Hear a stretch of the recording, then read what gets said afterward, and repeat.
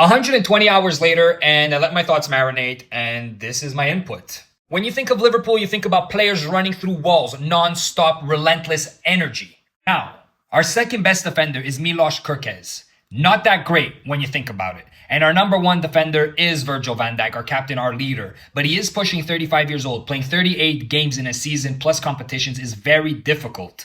Giovanni Leone hasn't kicked the ball since he last got injured, and Jeremy Jacquet is in the same boat with him. We have Joe Gomez, whose biggest issue is staying fit. That's been his biggest problem his whole career. Then we have Frimpong, who hasn't showed his quality just yet. Sparks of quality, but nothing at his full potential. Then we have Virgil van Dijk, who's our captain and our leader. And then we have Milos Kerkez, who at the current minute is very close with Andoni Areola because 2 seasons ago, he was coached by him. That is our squad depth at the defense. Now, when Araujo came to LFC, it was shocking news because no one heard anything and it just came out of nowhere. And you got my first reaction to that.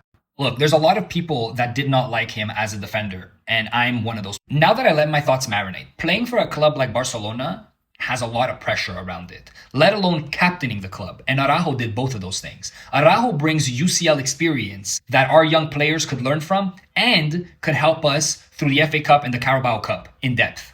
Now, if we look at risk versus reward, Barcola is a high risk, but high reward and high cost. We know he's a fantastic player, but he still needs to adapt to the Premier League. Now, if we look at Araujo, he's a high risk, low cost, and the reward, whether he flops or he does well, we'll have to see.